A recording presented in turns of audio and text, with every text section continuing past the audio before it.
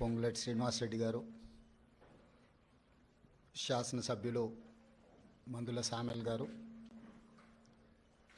వేం నరేందర్ రెడ్డి గారు, మిగతా మిత్రులు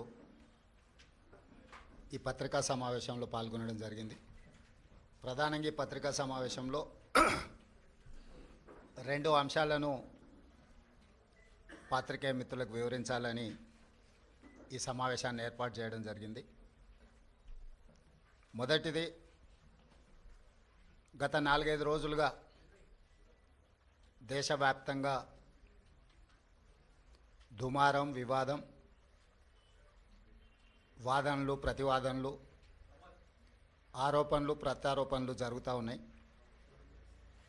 దానికి Gautam Adani group of companies కేంద్ర బిందువుగా ఈ చర్చలు కొనసాగుతున్నాయి. ఈ చర్చల సందర్భంగా అప్పుడప్పుడు, ముఖ్యంగా మొన్న మహారాష్ట్ర ఎన్నికల సందర్భంగా పాత్రికేయ మిత్రులు శ్రీ రాహుల్ గాంధీ గారి పత్రికా సమావేశంలో అదానీ గారి నుండి తెలంగాణ రాష్ట్ర ప్రభుత్వం, ఆ రాష్ట్ర ముఖ్యమంత్రి రేవంత్ రెడ్డి గారు నిధులను స్వీకరించిండ్రు కదా, కాంగ్రెస్ పార్టీ ఏ విధంగా అదానీ గారి తప్పులను ప్రశ్నిస్తారు అని చెప్పి పాత్రికేయ మిత్రులు ప్రస్తావించడం జరిగింది. పాత్రికేయ మిత్రులకు చాలా సందర్భాలలో నేను వివరణ ఇచ్చిన, రాహుల్ గాంధీ గారు కూడా విస్పష్టంగా ఒక అంశాన్ని ప్రస్తావించారు. చట్టబద్ధంగా, రాజ్యాంగబద్ధంగా రాష్ట్ర ప్రభుత్వాలు కానీ కేంద్ర ప్రభుత్వాలు కానీ ఏదైనా అంశంలో టెండర్లు పిలిచినా, ఏదైనా అంశంలో పెట్టుబడులు పెట్టడానికి అవకాశాలు కల్పించినా అందరికీ సమానమైన అవకాశాలు, అందరూ పోటీ పడే విధంగా నిబంధనలను తయారు చేసి నిబంధనల మేరకు టెండర్లను నిర్వహించి అందులో ఎవరు ఆ టెండర్లలో రాణిస్తే వాళ్లకు కాంట్రాక్ట్లు ఇవ్వడం కానీ, లేదా ఏదైనా పనులను కేటాయించడం కానీ, ఏదైనా విషయాలతో అదానీనే కాదు, అంబానీ కావచ్చు, టాటా కావచ్చు, బిర్లా కావచ్చు, ఈ దేశంలో ఉండే ఏ సంస్థలకైనా రాజ్యాంగబద్ధమైన రక్షణ ఉంటుంది, వాళ్ళు పెట్టుబడులు పెట్టడానికి అవకాశం ఉంటుందని రాహుల్ గాంధీ గారు వివరించడం జరిగింది. అయినా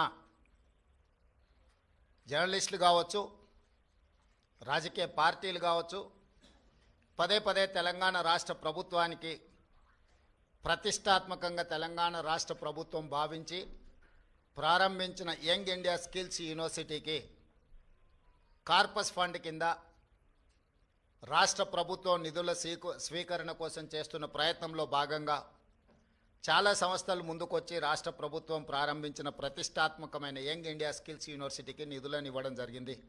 దాంట్లో భాగంగానే అదానీ సంస్థ కూడా 100 కోట్ల రూపాయలను కార్పొరేట్ సోషల్ రెస్పాన్సిబిలిటీ కింద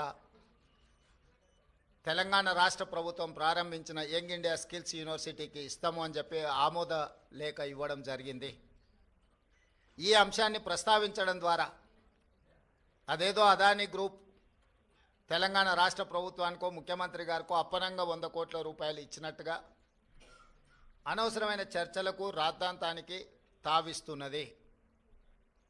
వాస్తవంగా ఇన్కమ్ ట్యాక్స్ క్లియరెన్స్ లేకపోవడం వల్ల ఇన్కమ్ ట్యాక్స్ నుంచి మినహాయింపు తీసుకోవడానికి రాష్ట్ర ప్రభుత్వం చేస్తున్న ప్రయత్నము నిన్న మొన్ననే 80B కింద రాష్ట్ర ప్రభుత్వానికి యంగ్ ఇండియా స్కిల్స్ యూనివర్సిటీకి అనుమతి ఇవ్వడం జరిగింది.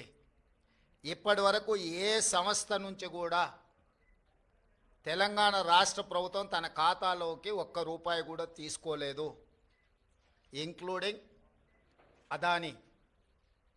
అయితే అనవసరమైన చర్చలలో తెలంగాణ ప్రతిష్ట కానీ, వ్యక్తిగతంగా నా గురించి చర్చ జరగడం, మా మంత్రివర్గ సహచరులకు నాకు ఎలాంటి సుతారము ఇష్టం లేదు. అందుకే స్పష్టంగా నిన్ననే రాష్ట్ర ప్రభుత్వం తరఫున అదానీ గ్రూప్ ఆఫ్ కంపెనీస్కి మా అధికారి జయేష్ రంజన్ ద్వారా లేఖ రాయడం జరిగింది. జరుగుతున్న వివాదాలు, ఆరోపణలు, రకరకాల పరిస్థితుల వల్ల తెలంగాణ రాష్ట్ర ప్రభుత్వం మీరు ముందుకు వచ్చి ఉదారంగా తెలంగాణ యంగ్ ఇండియా స్కిల్స్ యూనివర్సిటీకి ఇస్తాన్న 100 కోట్ల రూపాయలను తెలంగాణ రాష్ట్ర ప్రభుత్వము స్వీకరించడానికి సిద్ధంగా లేదు. కాబట్టి దయచేసి మీ 100 కోట్ల రూపాయలను యంగ్ ఇండియా స్కిల్స్ యూనివర్సిటీకి బదిలీ చేయొద్దు అని చెప్పి విస్పష్టంగా వారికి లేఖ రాయడం జరిగింది. ఈ పత్రికా సమావేశం ద్వారా పక్క రాష్ట్రాలు పక్క దేశాలలో అదానీ గ్రూప్ ఆఫ్ కంపెనీస్ మీద జరుగుతున్న వివాదానికి తెలంగాణ రాష్ట్ర ప్రభుత్వానికి ఎలాంటి సంబంధం లేదు. అదేవిధంగా ఒక గొప్ప ఉద్దేశంతో లక్షలాది తెలంగాణ నిరుద్యోగ యువకులకు సాంకేతిక నైపుణ్యాన్ని నేర్పించడం ద్వారా ప్రపంచంతో పోటీ పడాలన్న ఆలోచనతోని యంగ్ ఇండియా స్కిల్స్ యూనివర్సిటీని ప్రారంభించినము. ఒక సదుద్దేశంతో ఒక గొప్ప ఆలోచనతో ప్రారంభించిన యూనివర్సిటీ వివాదాలకు లోను కావడం నా మంత్రివర్గ సహచరులకు నాకు తెలంగాణ రాష్ట్ర ప్రభుత్వానికి ఇష్టం లేదు. అందుకే తెలంగాణ రాష్ట్ర ప్రభుత్వము అదానీ సంస్థ నుంచి 100 కోట్ల రూపాయలను స్వీకరించకూడదు అని నిర్ణయం తీసుకున్నది. ఈ విషయాన్ని మీడియా మిత్రుల ద్వారా సమాజానికి మేము చెప్పదలుచుకున్నాము. అనవసరమైన వివాదాలలో మా రాష్ట్ర ప్రభుత్వాన్ని మమ్మల్ని లాగొద్దు అని చెప్పి మీడియా మిత్రులందరికీ కూడా నేను సూచన చేస్తున్నా. రాజకీయ పార్టీలకు కూడా నేను సలహా ఇవ్వదలుచుకున్నా. రాష్ట్ర ప్రభుత్వ ప్రయోజనాల కోసం తీసుకున్న నిధులను కూడా రాజకీయ కోణంలో ఆరోపణలు చేయడం ద్వారా నిరుద్యోగ యువకులకు నష్టపరిచే విధంగా వ్యవహరించే వాళ్లకు రాష్ట్ర ప్రభుత్వం ఈ నిర్ణయం తీసుకున్నది. వాళ్ళందరూ కూడా ఈ అంశాన్ని పరిగణలోకి తీసుకోవాల్సిందిగా నేను ఈ సందర్భంగా తెలియజేస్తున్నా. అదేవిధంగా ప్రతిసారి ఢిల్లీకి ముఖ్యమంత్రి కానీ మంత్రులు కానీ పర్యటనకి వెళ్ళాలనుకున్నప్పుడల్లా మీడియా మిత్రులు మంత్రివర్గ సమావేశం, అధిష్టానంతో చర్చలు అయిపోయింది. మంత్రివర్గం శాఖలు బంద్ చేయడం, శాఖలలో కూడా మళ్ళా ఎవరికి ఏది ఇవ్వాలనో అన్నిటినీ మీరే నిర్ణయిస్తున్నారు. ఈ ఢిల్లీ పర్యటన ఓం బిర్లా లోక్సభ స్పీకర్ గారి కూతురు యొక్క వివాహ కార్యక్రమం ఉన్నది. గతంలో నేను, ఉత్తమ్ కుమార్ రెడ్డి గారు, కోమటిరెడ్డి వెంకటరెడ్డి గారు పార్లమెంట్లో సభ్యులుగా మేము ఉన్నాం. వారితో మాకు వ్యక్తిగతంగా పరిచయం ఉన్నది. వారు ప్రత్యేకంగా ఆహ్వానించారు కాబట్టి ఓం బిర్లా కూతురు వివాహానికి హాజరు కావాలి అని చెప్పి నేను, ఉత్తమ్ కుమార్ రెడ్డి గారు ఢిల్లీకి వెళ్తున్నాము. ఈ పర్యటనకు రాజకీయ ప్రాధాన్యత లేదు. ఈరోజు సాయంత్రం వివాహ కార్యక్రమంలో పాల్గొని రేపు తెలంగాణకు సంబంధించిన లోక్సభ రాజ్యసభ సభ్యులతో ఒక సమావేశాన్ని ఏర్పాటు చేసి రాష్ట్ర ప్రభుత్వానికి రావాల్సిన నిధులు, ఇవ్వవలసిన అనుమతుల మీద కేంద్ర ప్రభుత్వంలో మంత్రులను ప్రధానమంత్రితో సహా లోక్సభలో ప్రస్తావించడానికి అవసరమైన విషయాలను వాళ్ళతో చర్చించి వాళ్ళకు కొన్ని సూచనలు చేసి దానికి సంబంధించిన లేఖలు మా పార్లమెంట్ సభ్యులందరికీ కూడా ఇచ్చి పార్లమెంట్లో ప్రస్తావించడానికి అవసరమైన సమాచారాన్ని వాళ్ళకి ఇవ్వడం ద్వారా తెలంగాణ రాష్ట్ర ప్రజల యొక్క ప్రయోజనాలను, రాష్ట్రానికి రావాల్సిన నిధులను, అనుమతులను రాబట్టుకోవడానికి ఒక కార్యాచరణ రేపు నిర్ణయించుకుంటాము. అదే కాకుండా ప్రధానంగా ఎయిర్పోర్ట్స్ విషయంలో, మెట్రో రైలు విషయంలో, అదేవిధంగా నీటి కేటాయింపుల విషయంలో ఇట్లా ప్రధానమైన అంశాలు కేంద్ర ప్రభుత్వం దగ్గర దీర్ఘకాలికంగా వాయిదా పడుతూ వస్తున్నాయి. రేపు ఎవరైనా మంత్రులు అందుబాటులో ఉంటే అది డిఫెన్స్ కావచ్చు, అర్బన్ డెవలప్మెంట్ కావచ్చు, జలశక్తి కావచ్చు,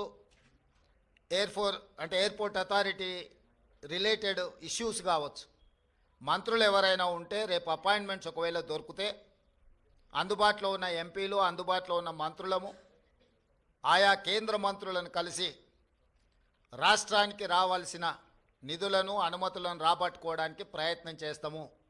ఈ ఢిల్లీ పర్యటన ఇంతే. కొంతమంది హరాజ్ పాట పాడినట్టు 26సారి, 27సారి, 28సారి అని ఇట్లా హరాజ్ పాటలు పాడుతున్నారు. వాళ్ళలాగా పైరవీల కోసమో, కాళ్ళు పట్టుకోవడానికో, కేసులను ఎత్తేయించుకోవడానికో, మోడీ ముందు మొక్కలిల్లడానికో ఢిల్లీకి వెళ్ళడం లేదు. కేంద్ర ప్రభుత్వాన్ని అవసరమైతే నిలదీసైనా రాష్ట్ర ప్రభుత్వానికి రావాల్సిన నిధులు అనుమతులను తెచ్చుకోవడానికే మేము ఢిల్లీ పర్యటన చేస్తున్నాము. ఎవరి కాల్లో పట్టుకోవడానికో, కేసుల నుంచి తప్పించుకోవడానికో, గవర్నర్ నుంచి అనుమతి ఇవ్వకుండా ఆపుకోవడానికో మా ప్రయత్నం కాదు. వాళ్ళకి నేను సూచన చేస్తున్నా, మీరు 10 సంవత్సరాలు నిర్లక్ష్యం చేయడం వల్ల రాష్ట్రానికి తీరని అన్యాయం జరిగింది.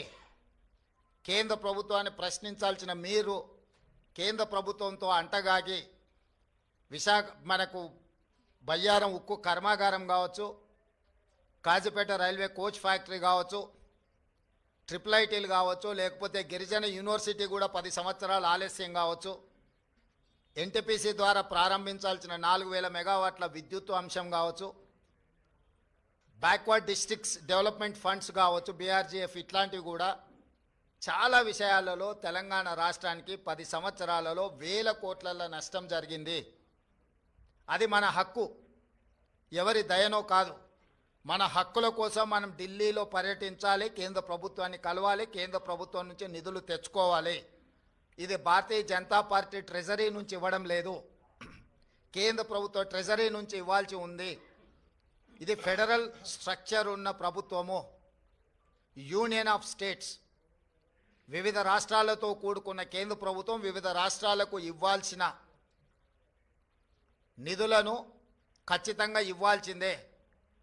రాజకీయ పక్షపాత వైఖరితోనే నిర్లక్ష్యం వహించినా, లేకపోతే అన్యాయం చేసినా ప్రస్తావించడానికి పర్యటన చేయాలి. మన అంశాలను వాళ్ళ దృష్టికి తీసుకెళ్లకుండా రాష్ట్రానికి నిధులు వస్తాయనో, అనుమతులు వస్తాయనో ఫామ్ హౌస్లో పండుకుంటే రాష్ట్ర ప్రజలకు ప్రయోజనం ఉండదు. అందుకే ఎన్నిసార్లైనా వెళ్తాము ఢిల్లీకి. తప్పకుండా ఢిల్లీ నుంచి రాబట్టుకోవాల్సిన నిధులను అన్నిటినీ రాబట్టుకుంటాము. అప్పుడే తెలంగాణ రాష్ట్రం అభివృద్ధి జరుగుతుంది. తెలంగాణ రాష్ట్ర హక్కులను మనం కాపాడిన వాళ్ళం అవుతాము. మీ కడుపు మంట మాకు తెలుసు, మీ దుఃఖము మాకు తెలుసు. మీ కడుపు మంట కోసమో మీ దుఃఖం కోసమో మీరు పెడుతున్న కాకి గోలను మేము పట్టించుకోము. మీలాంటి వాళ్ళను అలా అరుస్తుంటే మాకు ఒక రకంగా ఉత్సాహం వస్తుంది. ఎందుకు అని అంటే మీ బాధ మీ దుఃఖం చూస్తుంటే మా కార్యకర్తలు సంతోషపడతారు. 10 సంవత్సరాలు మా కార్యకర్తల్ని వేధించుక తిని అక్రమ కేసులు పెట్టి ఈరోజు మీరు పడుతున్న క్షోభం చూస్తే, తెలంగాణ రాష్ట్రం అభివృద్ధి ఎక్కడ జరుగుతుందో అని అడ్డం పడేదాన్ని చూస్తే అప్పుడప్పుడు కోపం కూడా వస్తుంది. కానీ ఇవన్నిటిని ప్రదర్శించాల్సిన సమయం కాదు. ఏకాగ్రతతో, కార్యదీక్షతతో తెలంగాణ రాష్ట్రాన్ని అభివృద్ధి పదం వైపు నడిపించే బాధ్యత తెలంగాణ ప్రజలు మాకు ఇచ్చిండ్రు. ఆ దిశగా మేము ముందుకు వెళ్తామని చెప్పి తెలియజేస్తున్నాం.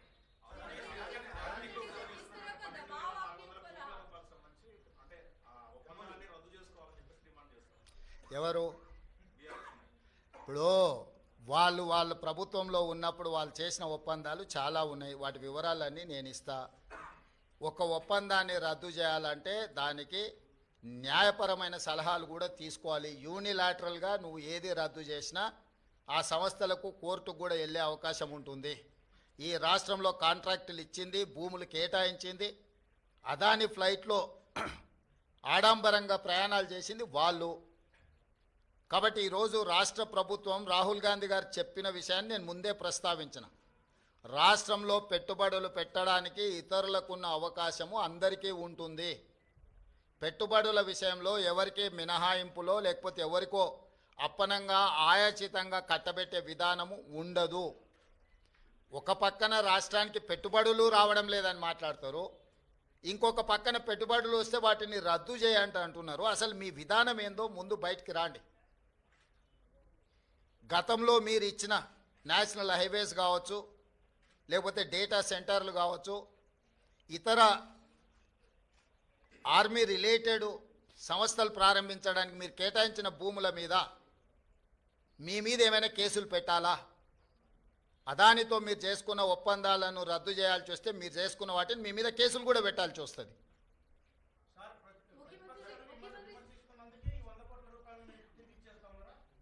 ఎవరు చెప్పిండ్రు? రాంబాబు ప్రెస్ మీట్ వినన్నట్టు ఉన్నాడు. మొత్తం విను ఒకసారి. మళ్ళీ నేను ఇంతకుముందు ఏం చెప్పినా. ఇప్పుడు చేసిన ఒప్పందాలు రద్దు చేయడం లేదు, కానీ భవిష్యత్తులో తెలంగాణ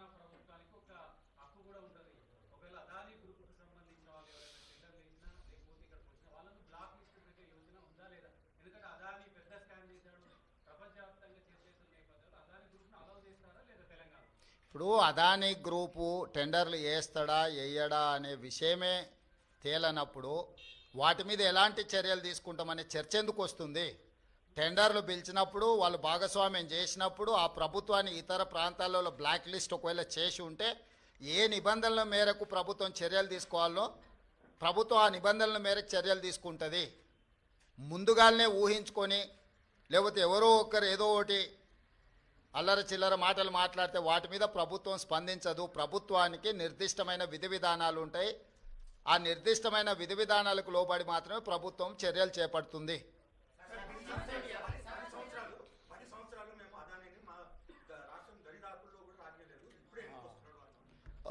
ఆ లిస్టు కాగితం ఇక్కడ తీసుకో, ఎన్ని ఇట్లా ఇటు. ఇప్పుడు నోరు తెరిస్తే అబద్ధాలు మాట్లాడడం, ఇది అదాని పక్కలు ఉన్నాయని ఎవరు ఈయన పేరు గుర్తుపడతావా? ఏం పేరు ఈయన పేరు? మరి ఈయన చంద్రశేఖరరావు. ఆయన వంగి వంగి నమస్కారం పెడుతున్నాయి. అప్పుడు ఆయన వంగినా ఇట్లా ఇంతగా వంగినా? అదేవిధంగా ఆయన ఇచ్చిన వర్కులు కొన్ని నేను లిస్టు చదివి చెప్పిస్తా.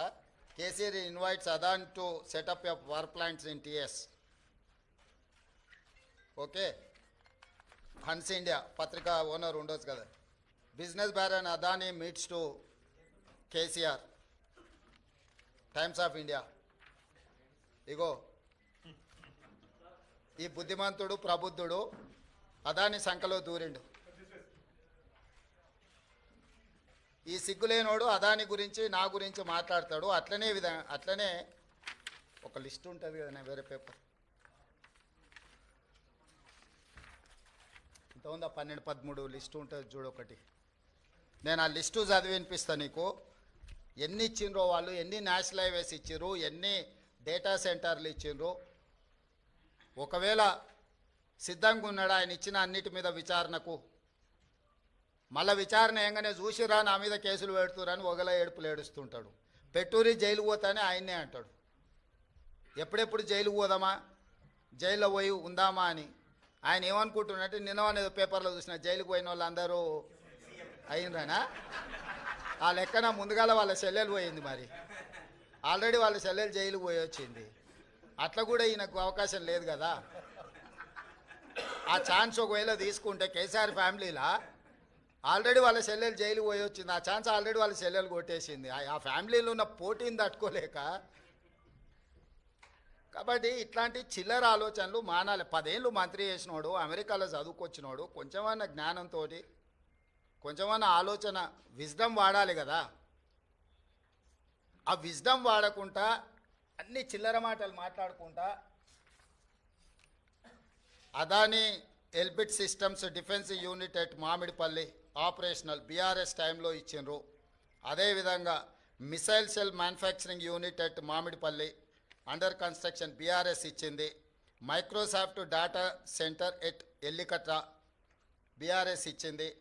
అదేవిధంగా 3 national highway projects, Khammam to Suryapet national highway, Mancherial to Repallewada national highway, Khammam to Kodad national highway BRS ఇచ్చింది. 750 kV transmission line project BRS ఇచ్చింది.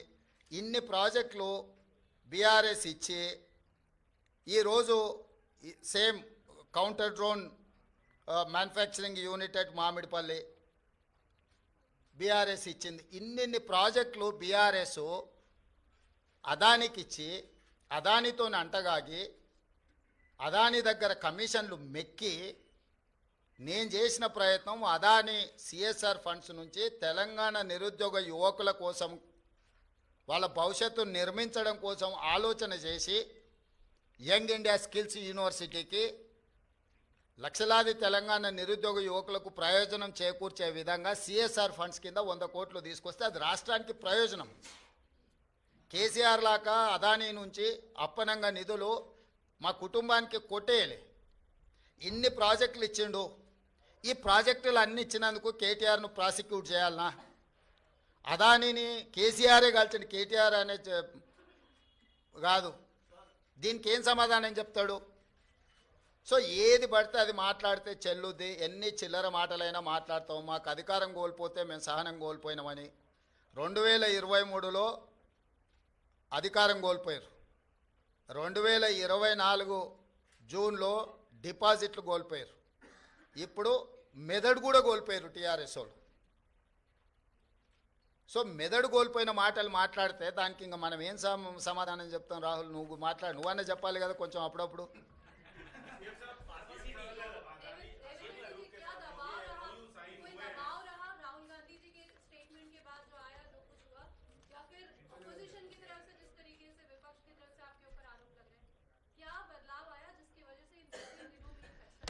बदलाव नहीं है, ये कंट्रोवर्सीज में मैं जाना नहीं चाहता हूँ, क्योंकि अदानी ग्रुप से मैं किसी पार्टी के लिए, हमारे कांग्रेस पार्टी के लिए नहीं है तो हमारे परिवार के लिए एक पैसा नहीं लिए।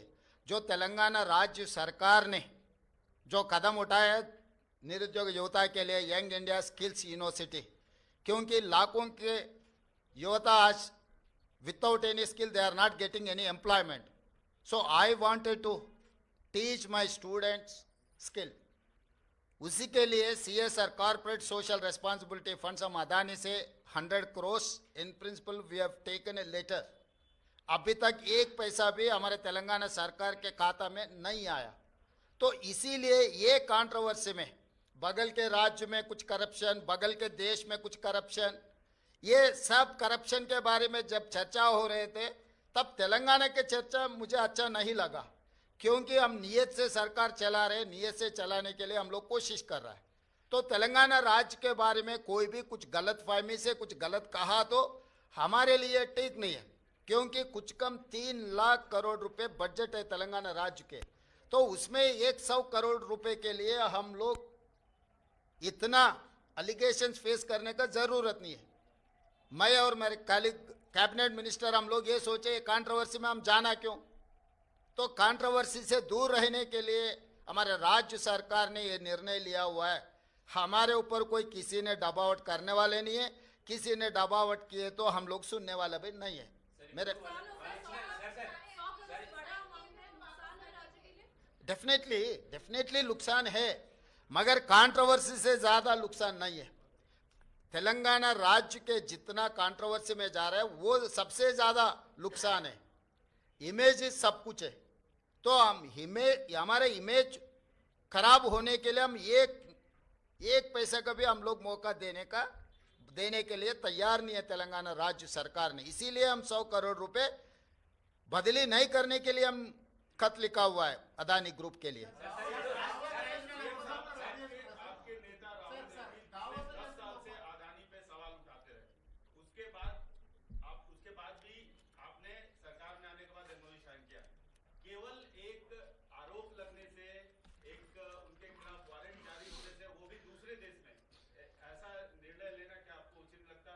नहीं, ये मैं इसी राहुल गांधी 10 साल से बोल रहे थे, उसके बावजूद भाई आपकी मीटिंग्स हुई हैं. 10 साल से जो मोदी जी ने out of the way Mumbai airport के लिए बारे में प्रस्ताव किया था राहुल जी ने, और बाकी के पब्लिक सेक्टर यूनिट जैसा मोदी जी ने अदानी जी को दिया हुआ है उसके खिलाफ है. लेवल प्लेइंग फील्ड इक्वल दे तो कोई अदानी, अंबानी या टाटा, बिरला किसी के लिए कांग्रेस पार्टी खिलाफ नहीं है. Out of the way without any rule and regulation किसी के लिए बेनिफिट हो रहा है तो हर किसी को हम खिलाफ हमारा आवाज़ उठाएंगे. हमारे नेता लोकसभा के नेतृत्व में, उनके नेतृत्व में लोकसभा में भी आगे हम लोग ये मुद्दा उठाने वाले हैं कि जो अगेंस्ट रूल जो कुछ भी होता है उसके खिलाफ है. कोई किसी इन्वेस्टमेंट के लिए नहीं तो किसी फर्म के लिए, किसी कॉरपोरेट कंपनी के खिलाफ नहीं है हम लोग, क्योंकि हम लोग 50 साल के ऊपर हम सरकार चलाए, हम लोग लिबरलाइजेशन पॉलिसी लाए, हम लोग MNC इन्वेस्टमेंट लाए इस देश में. तो हम लोग इन्वेस्टमेंट्स के खिलाफ नहीं है. जो रूल के खिलाफ जो कार्रवाई चल रहा है, रूल के खिलाफ जो इन्वेस्टमेंट दे रहा है, जो सरकार के प्रॉपर्टीज पल्ली बटानी जैसा दे रहा है, ऐसे मुफ्त में जो दे रहा है, उसके लिए खिलाफ है राहुल गांधी और कांग्रेस पार्टी. तो जब मेरा नेता जो आवाज़ उठाएंगे, मेरे नेता के साथ चलने का जिम्मेदारी मेरा है. इसीलिए मेरा नेता जो बात उठा रहा है, बार बार मेरे नेता राहुल गांधी जी ने जो कह रहा है उनके साथ में कदम कदम चलाने का मेरा जिम्मेदारी है.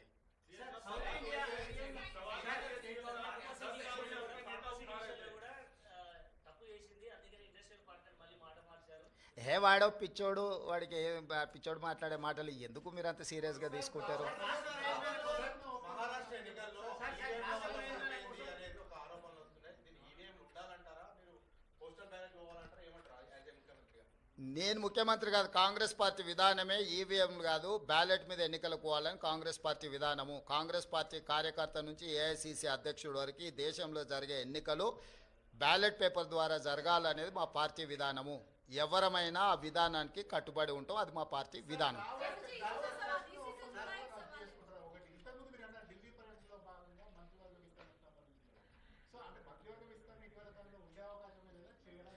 ఇప్పుడు నువ్వేమేం శాఖలు ఇచ్చినావు, ఎవరికి ఇచ్చినావు ఫస్ట్ అది చెప్పు.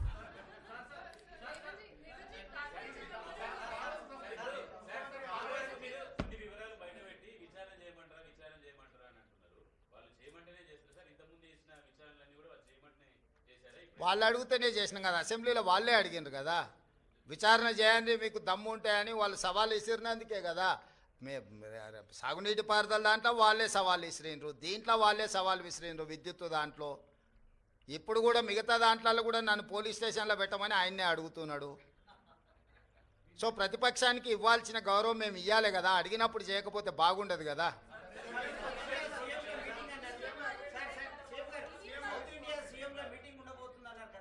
ఇప్పటికాడికైతే దీనికి మహారాష్ట్ర ఓటమి మీద మాట్లాడుతూ కేంద్ర మంత్రి కిషన్ రెడ్డి ఇక్కడ జనాలు నమ్మలేదు, మహారాష్ట్రలో కూడా కాంగ్రెస్ హామీలను నమ్మలేదు కాబట్టి ఇన్ని రోజులు తిరిగిన పైసలు వేస్ట్ అయిపోయినాయి, తిరిగిన పెట్రోల్ వేస్ట్ అయిపోయిందని చెప్పి వాళ్ళు చెప్తున్నారు. కిషన్ రెడ్డి గారికి ఒక విషయం స్పష్టంగా మీరు చెప్పండి, మీ ద్వారా నేను కూడా చెప్తాను. ఈ దేశంలో 2 లోక్సభ ఎలక్షన్స్ జరిగినాయి.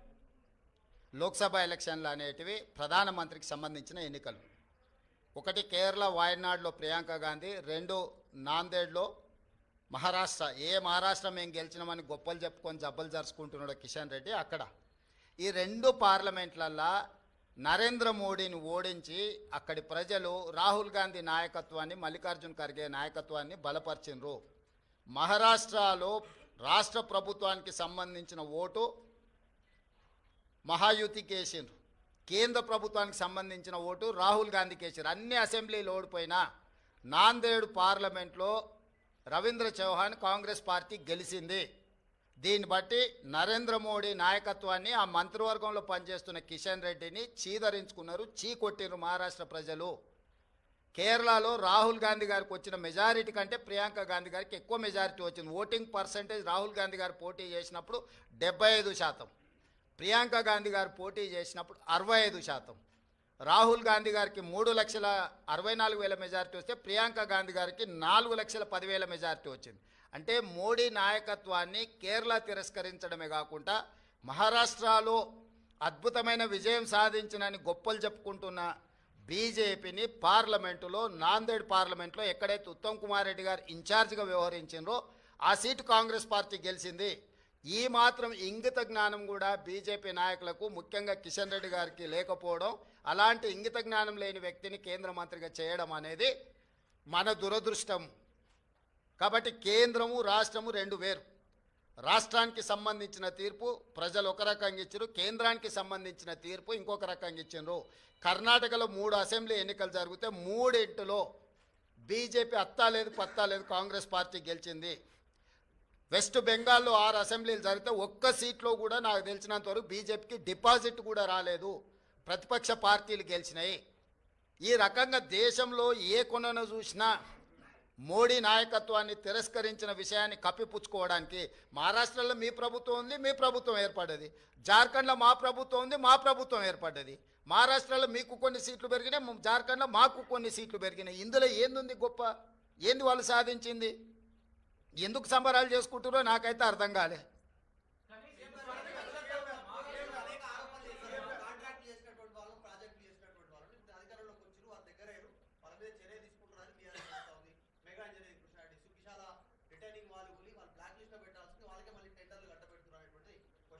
అవును, అంతకుముందు వాళ్ళు టీవీ 9 ABN నిషేధించారు, నీకు గుర్తుందా? తెలంగాణ వచ్చిన వెంబడే. ఇప్పుడు ఏం చేద్దాం చెప్పు. ప్రజాస్వామ్యంలో ప్రతిదానికి ఒక విధానం ఉంటుంది. వాడోడో ఎల్లయ్య పుల్లయ్య బోడిగాడు ఏదో చెప్పిండని చెప్పి అట్లా వ్యవహరించదు ప్రభుత్వం. ప్రభుత్వం ఏది వ్యవహరించాలన్నా రాజ్యాంగ పరిధికి లోబడే వ్యవహరిస్తుంది. ఇవాళ విచారణ వచ్చిన దానికి విచారణ ఎదుర్కోకుండా ఏందేందో వాదనలు తీసుకొస్తారు. ఒక్కటి నువ్వు పిచ్చిగా ఒకటి క్లారిటీ పెట్టుకో, సైకో రామ్ అంటే తెలుసు కదా, అంతే. ఇక ఆయన పరిస్థితి ఆయనకే అర్థం కావట్లేదు. ఆయన పక్కలో ఉన్న వాళ్ళే పక్కకు వచ్చి ఫోన్ చేస్తారు, అన్న ఇది పిచ్చిలేసినట్టుంది, ఏందేదో మాట్లాడుతుండు. కాబట్టి ఇప్పటి నుంచి సైకో రామ్ అని ఫిక్స్ అయిపో. Thank you.